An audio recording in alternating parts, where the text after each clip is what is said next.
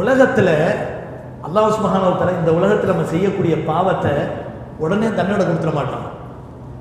உடனே தண்டனை கொடுத்துட மாட்டான். அரசன் அன்று கொள்வான், தெய்வம் நின்று கொள்ளும் அப்படின்னு தமிழில் சொல்லுவாங்க. ஆனால் இதே போல தான் இந்த உலகம் செயல்படக்கூடிய உலகம். மறுமை என்பது கூலி வழங்கப்படக்கூடிய உலகம். இந்த உலகத்தில் நம்ம என்ன காரியம் செஞ்சாலும் அல்லாஹ் தஆலா விட்டுக்கிட்டே இருப்பான், பிடிக்க மாட்டான்.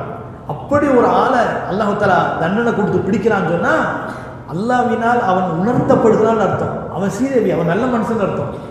அவன் அதாவது பாருங்களேன், சில பேர் வட்டி வாங்குவாங்க, நவுதுபில்லா அல்லாஹ் காப்பாற்றணும், வட்டி வாங்குவாங்க, நல்லா இருந்துகிட்டே இருப்பாங்க, தொழிலுக்கு மேலே தொழிலை உண்டாக்கிட்டே போவாங்க, லாபத்துக்கு மேலே லாபம் வந்துகிட்டே இருக்கும்.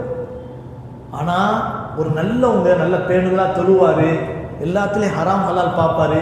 ஏதோ ஒரு கஷ்டத்தில் என்ன செய்கிறாரு, சரி ஒரு 2 லட்ச ரூபாய் என்ன ஒரு லோன் வாங்கி ஒரு ஆட்டோவை வாங்குவோம் அப்படின்னு வாங்குவார். ஆட்டோ குப்பரப்படுத்தும். அவர் நினைப்பாரு, அவன்லாம் நல்லா இருக்கிறான், நம்மளை மட்டும் அல்லாஹ் ஏன் சோதிக்கிறாங்க? உன்னை மேலே பிரிய வச்சிருக்கான்னு அர்த்தம். இதுக்கு மேலே நீ ஹராம்ல போவாத, நீ எனக்கு ரொம்ப முகப்பத்தானவன். என்ன தெரியுமா உதாரணம்? ரோட்டில் 10 இளைஞர்கள் 10 பிள்ளைகள் விளையாடிக்கிட்டே போகிறான். அவன் பட்டாசு வைப்பான், கோழி விளையாடுவான், கிட்டி விளையாடுவான், என்னென்னமா விளையாடுவான், மோசமான வார்த்தையை பேசுவான். யாரா பக்கத்தில் அம்மாவோ அப்பாவோ இப்படி பார்க்குறவங்க கண்ணு காணாம இப்படி விளையாடுறாங்களே அப்படின்னு போயிடுவாங்க. ஒரு தடவை வாப்பாக்கார தொழுதுட்டு போகிறாரு, அவருடைய பையன் அங்கே இந்த 10 பேரோட சேர்ந்து 11ஆ நிற்கிறான். வாப்பா சும்மா இருப்பாரா? இங்கே என்னடா வேணாம்ல பட்டா ஒரு அடி, போ வீட்டுக்கு போ, இவங்களோட சேர்ந்த அடி வாங்கலாம். அவங்க போய் வீட்டில் போய் மாட்ட அழுகுறான். அவங்களாம் விளையாடுறாங்க, என்னை மட்டும் சேர விட மாட்டாரு, அடிக்கிறாரு அப்படின்ட்டு.